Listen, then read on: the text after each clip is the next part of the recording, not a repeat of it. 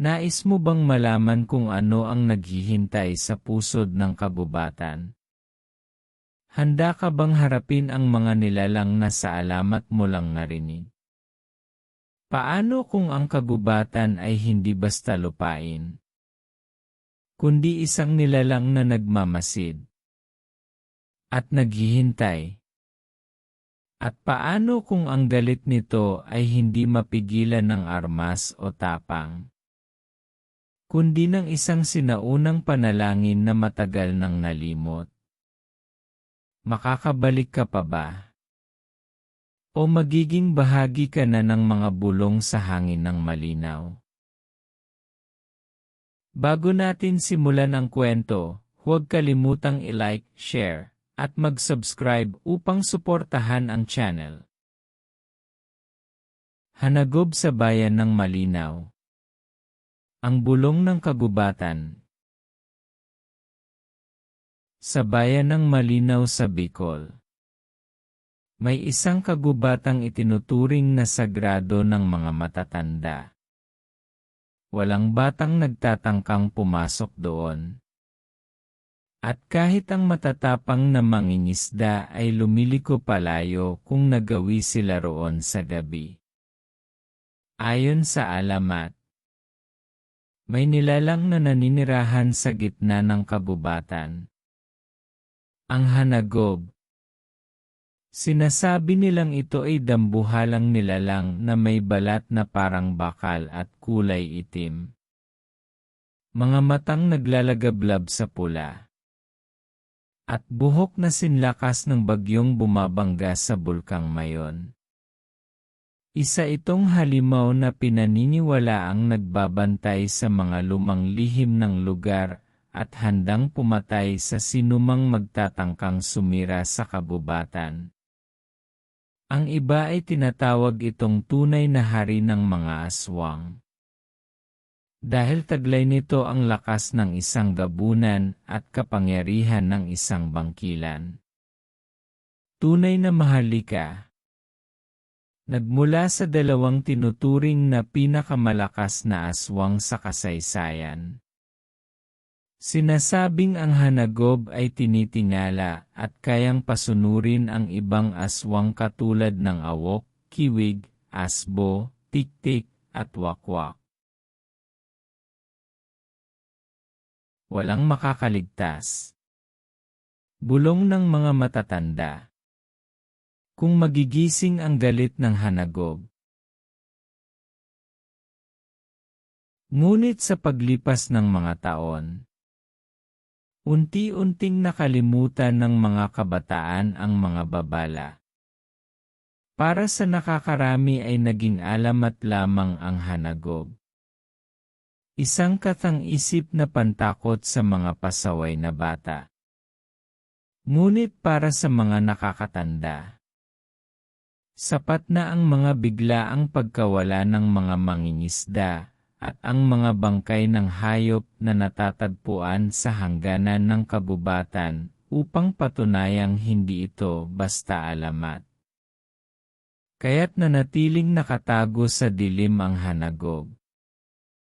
Nagmamasid, nagbabantay, tila nag-aabang ng sinumang lalabag sa sagradong lupain. At dumating ang panahong iyon. Nang dumating sa Malinaw ang dalawang grupo ng mga dayo. Ang una ay isang grupo ng magkakaibigan mula Maynila na nagplano ng hiking trip sa bundok malapit sa kabubatan. Perfect itong lugar para sa content natin, walang masyadong tao. Sabi ni Carlo, ang leader ng grupo. Habang abala silang kumuha ng mga video at litrato para sa kanilang vlog. Wala ni isa sa kanila ang naniwala sa mga babala ng mga lokal. Alamat lang yan. Ang drama naman ng mga tao dito. Biro ni Jenny habang kinukuna ng selfie ang isang lumang punong may mga kakaibang ukit. Ngunit bago pa man sumapit ang gabi, Nagsimula na silang makarinig ng mga mahihinang yabag at malalalim na ungol mula sa loob ng kabubatan. Noong madaling araw, natagpuan nila ang mga bangkay ng mga ligaw na aso na pinugutan ng ulo at tila may mga markang kuko sa lupa na humahantong papasok sa makakapal na mga puno. Ang ikalawang grupo ay mga biologist mula sa isang unibersidad sa Maynila. Dumating sila ilang araw matapos mawala ang mga hikers.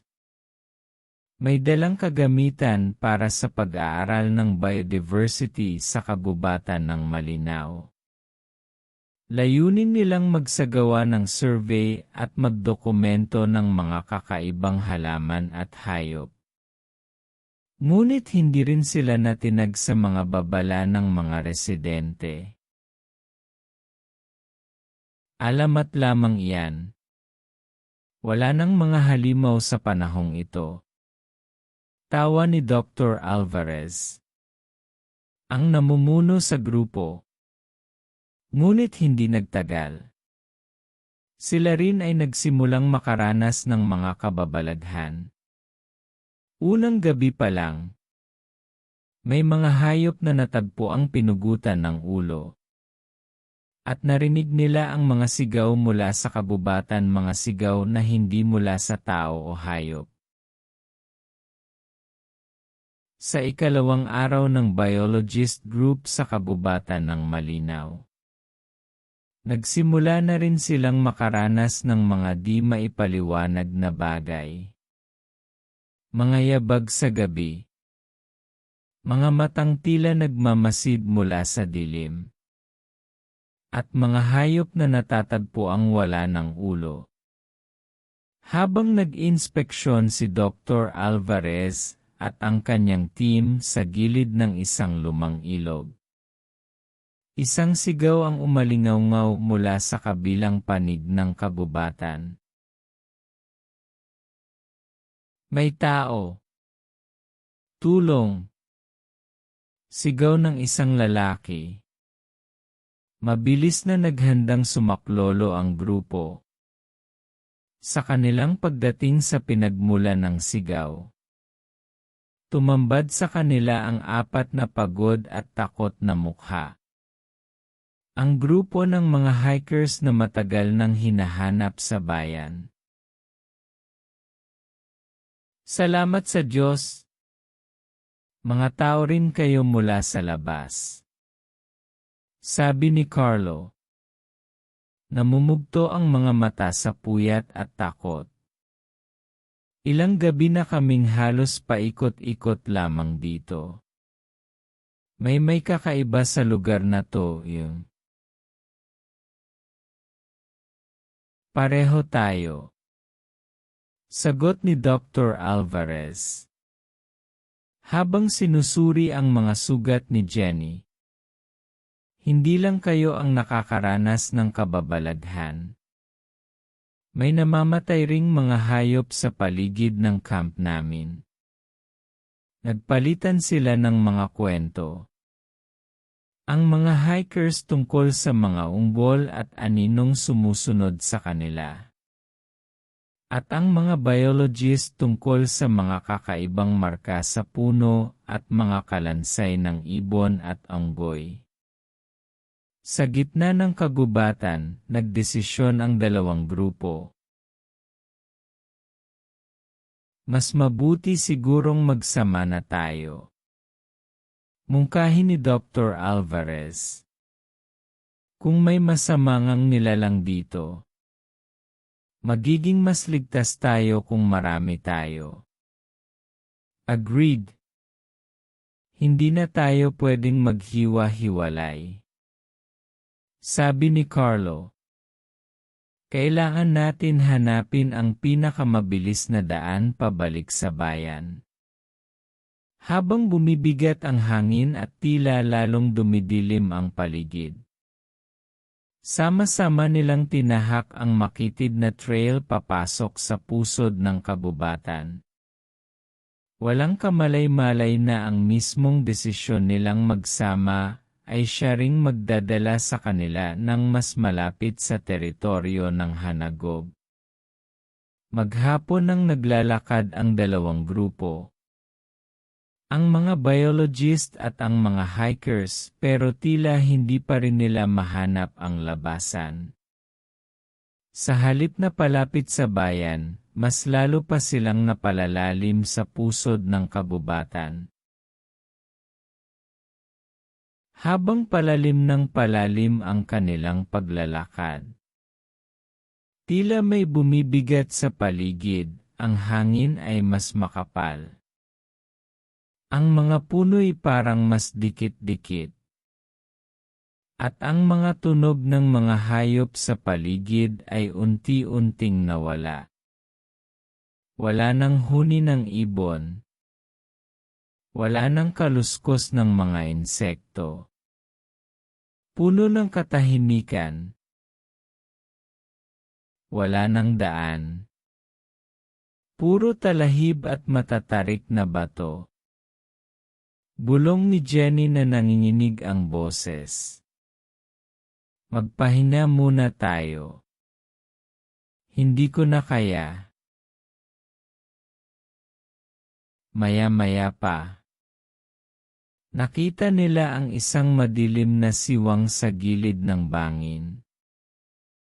Isang maliit na kuweba na tila nag-aanyaya sa kanila. Doon muna tayo. At least ligtas tayo kung umulan. Mungkahin ni Leia, isa sa mga biologist. Pumasok sila sa kuweba at sinindihan ang mga flashlight. Sa loob, malamig at basang-basa ang mga bato. At may kakaibang amoy ng nabubulok na karne. Amoy hayop. Baka may paniki. Sabi ni Mark. Habang binubuksan ang kanyang bag para kunin ang energy bars. Ngunit bigla silang nakarinig ng malalakas na yabag mula sa labas. Sunod ang pagyanig ng lupa. Patayin niyo ang mga flashlight. Utos ni Dr. Alvarez. Naging tahimik ang lahat habang ang yabag ay papalapit ng papalapit. Isang malalim na pag-ungol ang gumimbal sa kanila, isang tunog na hindi mula sa tao o hayop. Mula sa butas ng kuweba. Nakita nila ang dalawang nagbabagang mata na lumitaw sa dilim. Diyos ko! Siya yun! Ang Hanagob.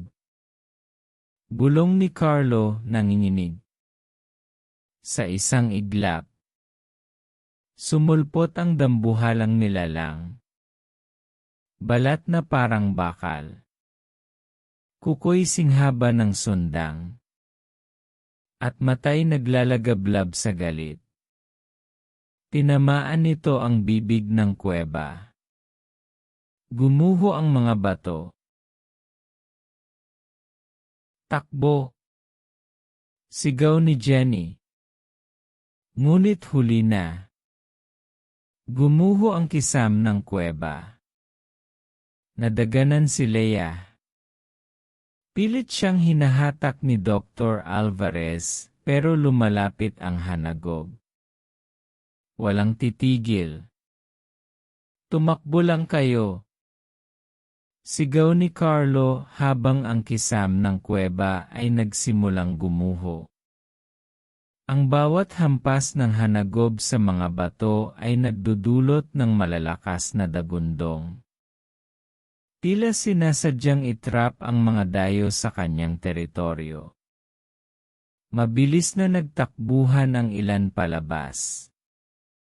Ngunit ang iba ay nahulog at nadulas sa basang lupa.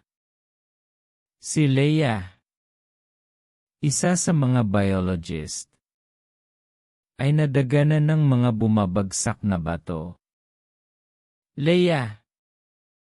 Sigaw ni Dr. Alvarez habang pilit siyang hinahatak.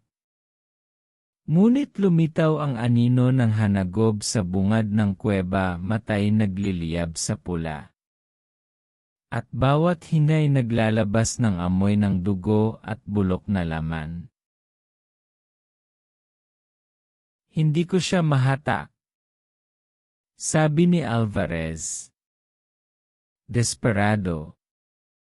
Sir, kailangan na nating umalis. Sigaw ni Mark. Nakababa ang ilan. Ngunit hindi sila makalayo sa pagyanig.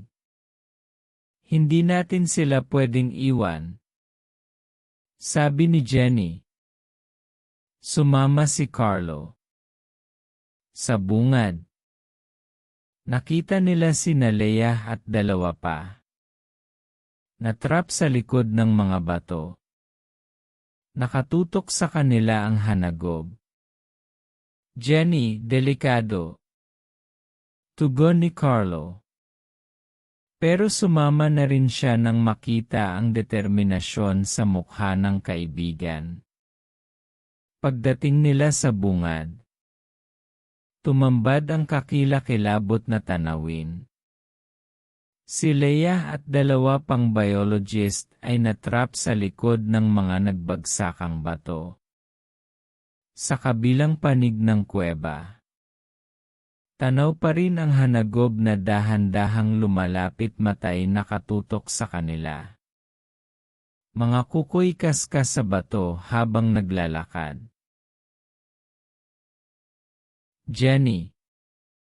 Carlo. Tulungan niyo kami, mahina ang boses ni Leia habang hawak ang duguang binti. Mabilis silang naghanap ng paraan para alisin ang mga bato. Ngunit bawat segundo'y parang oras habang ang hanagob ay palapit ng palapit. Kung hindi natin alisin to ngayon, tatapusin niya tayo rito, sabi ni Carlo.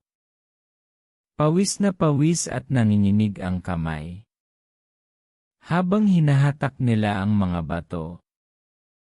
Papalapit ng papalapit ang hanagob. Tumulong si Dr. Alvarez. Hindi ko kayang iwan sila, sabi niya. Bilisan niyo. Malapit na siya. Sigaw ni Mark habang akma nang tatakbo na rin papunta sa kanila. Pinili nilang pilitin pa ring iligtas ang mga kasama. Sa huling pagsubok, naalis nila ang sapat na mga bato para maipuslit si Leia at ang iba.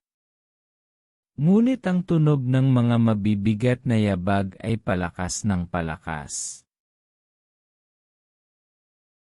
Tara na! Hindi na natin kaya to. Sigaw ni Jenny habang hinahatak si Leia palabas. Habang tumatakbo ang grupo palabas sa kabubatan, naririnig nila ang dagundong ng mga yabag ng hanagob sa kanilang likuran.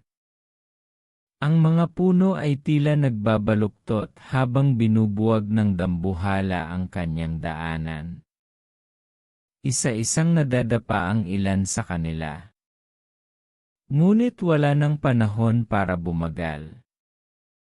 Ang ihip ng hangin ay mabigat na may amoy dugo at laman, palatandaan na hindi sila tinantanan ng tagapangalaga ng kagubatan.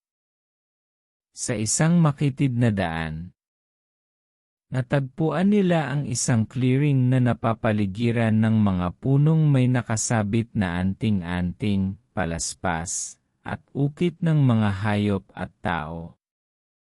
Anong lugar to? Bulong ni Leia. Lumapit si Dr. Alvarez at sinuri ang mga ukit. Mukhang ito isang sinaunang ritual site.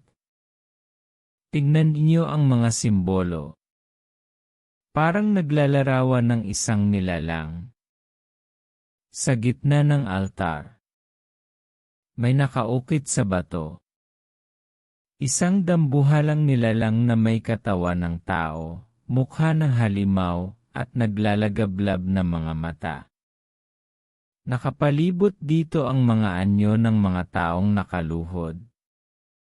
May ginagawang ritual at mga alay sa gitna. Sa tabi nito, nakaukit ang galit na mukha ng hanagob, mga apoy na nagmumula sa kanyang bibig habang winawasak ang mga bumagsak sa kanyang teritoryo. Hanagob. Mahina ang boses ni Jenny. Nanginginig ang mga kamay. Matagal na pala siyang nandito. Tila may ginagawa silang ritual.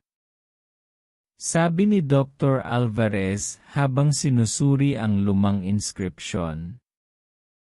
Pero, anong klaseng ritual? Nagdesisyon ang grupo na magpahinga muna sa clearing. Wala silang marinig na tunog ng yabag o pag-ungol mula sa hanagob. Sa unang pagkakataon matapos ang ilang oras, nakahinga sila ng maluwag. Ngunit sa likod ng kanilang isipan, alam nilang hindi sila ligtas. Kung tama ang mga simbolo, baka mahanap natin dito ang paraan upang patahimikin siya. Sabi ni Dr. Alvarez. Paano? Hindi tayo mga babaylan. Tugon ni Carlo. Kung malalaman lang natin ang tungkol sa ritual. Habang sila'y nag-iisip ng plano, napansin ni Jenny ang isang anino na gumagalaw sa dulo ng clearing. Hindi nagtagal. Nagliyab ang dalawang mata mula sa dilim, tila nanonood ang hanagob sa kanila. Hindi ito umaatake. Pero ang presensya nito'y sapat na para palamigin ang dugo ng lahat. Habang ang grupo ay nagpapahinga sa gitna ng clearing, abala si Dr. Alvarez at Leia sa pagsuri sa mga sinaunang simbolo sa paligid. Ang ilan sa mga ukit ay natakpan na ng lumot at mga ugat. Ngunit may isang bahagi ng altar ang tila hindi tinatablan ng panahon, makinis ang bato at buhay ang mga kulay ng mga simbolo. Look here. Para itong mas mahalaga kaysa ibang bahagi ng sige. Sabi ni Leia habang pinapahid ang alikabok sa isang inukit na tableta. Sa gitna nito ay may mga kakaibang simbolo, mga hugis mata, mga spiral, at mga anyong tao na nakaluhod sa harap ng nilalang na tiyak nilang hanagob. Sa ibaba, may nakaukit na mga linya ng teksto gamit ang lumang baybayin na bahagyang pamilyar kay Dr. Alvarez. Parang panalangin o incantation ito na nakasulat sa baybayin. Bulong niya habang sinusubukang basahin. Dakila't tagapangalaga ng kadlagan. Tanggapin ang aming handog. Dugo ng mga hayop, mga bunga at panalangin. Patawarin ang aming pagkakamali. Ibalik ang katahimikan sa kabubatan. Pero may kulang. Dagdag niya. Kailangan ng mutya ng bulkang malinaw. Hindi ba yun ang batong kulay apoy na pinapasa sa mga babaylan? Tanong ni Carlo.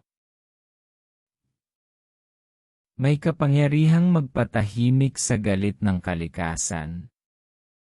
Sagot ni Leia. Sa katahimikan ng gubat. Tinahak nila ang daan patungong kuweba sa gilid ng bulkang malinaw. Sa loob, may altar at sa gitna nito ang pulang kristal na tila naglalaman ng lava. Ang mutya. Habang papalapit si Carlo upang kunin ang mutya, yumanig ang lupa. Mula sa malayong lagusan, lumitaw ang mga nagliliyab na mata ng hanagog. Ang bawat hakbang nito ay nagpaalalang wala silang ligtas na lugar sa gubat na ito. Hindi siya papayag. Sigaw ni Dr. Alvarez. Kailangan nating gawin ang unang bahagi ng ritual dito mismo o magkakapira-piraso tayo. Mabilis nilang binuo ang altar. Si Leia at Jenny ang naglatag ng mga dahon at prutas na nakuha nila sa gubat. Habang sina Carlo at Mark ay naglagay ng kaunting dugo mula sa sugat nila bilang alay. Gaya ng inukit sa lumang bato. Sabayan niyo ako. Sabi ni Dr. Alvarez habang nagbabasa mula sa transliterasyon ng baybayin. Habang inuulit nila ang panalangin, nagsimulang umilaw ng matindi ang mutya. Ang pulang liwanag nito ay unti-unting pumaligid sa buong kuweba. At sa unang pagkakataon, ang hanagob ay huminto sa paglapit. Tumigil ito ilang metro mula sa kanila. Ang mga mata nitong nagbaga ngunit hindi na kasing galit kanina. Tumindig ang mga balahibo ng lahat nang bigla itong huminga ng malalim at umatras parang kinikilala ang sinaunang kapangyarihan ng ritual. Bilisan niyo! Kunin na natin ang mutya! Sigaw ni Carlo. Maingat na kinuha ni Jenny ang kristal. Sa kanyang mga kamay, ramdam niya ang init na parang apoy ngunit hindi siya nasunog. Sa pag-angat ng mutya, tuluyan nang nawala sa lagusan ang hanagob. Ang mga yabag nito ay unti-unting naglaho kasabay ng katahimikan ng kuweba. Huminga ng malalim ang grupo. Sa unang pagkakataon matapos ang maraming oras, nakaramdam sila ng kaunting ginhawa. Hawak na natin ang susi, sabi ni Dr. Alvarez. Nakatingin sa nagliliwanag na mutya. Ngayon, kailangan na lang nating bumalik sa altar sa clearing para tapusin ang ritual. Pero magmadali tayo. Dagdag ni Carlo. Hindi ibig sabihin nito'y ligtas na tayo. Nagpapahinga lang siya. Tahimik silang naglakad palabas ng kuweba. Hawak-hawak ang mutya, ang tanging pag-asa nilang makalabas ng buhay mula sa kagubatan ng malinaw. Hawak ni Jenny ang mutya ng bulkang malinaw habang ang grupo ay bumalik sa altar sa clearing. Ang hangin ay mabigat at puno ng tensyon. Alam nilang bawat segundo ay mahalaga. Ang mga anino sa paligid ay gumagalaw. Tila minamanmanan sila ng mga nilalang na hindi nila nakikita. Simulan na natin.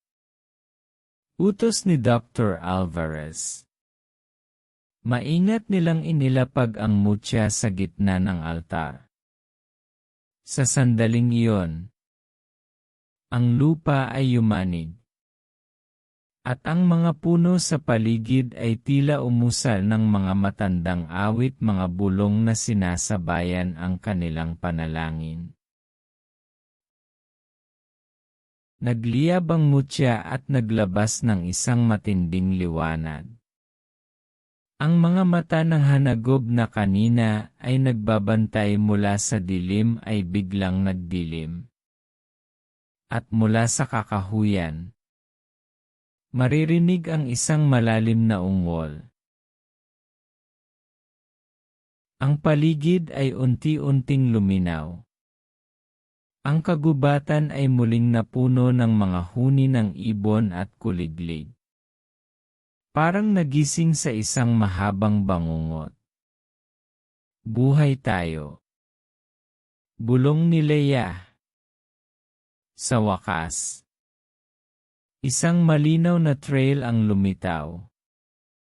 Diretso palabas ng gubat. Sa liwanag ng araw, nasilayan nila ang mga bubong ng malinaw. Tahimik.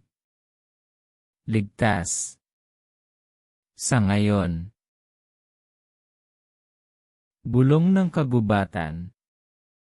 Sa bawat yapak, may utang na dapat bayaran. Kung nagustuhan niyo ang kwento, huwag kalimutang i-like, share, at mag-subscribe sa akin channel. Malaking bagay ang inyong suporta. Gusto ko ring marinig ang inyong opinyon. Mangyaring mag-iwan ng komento sa ibaba.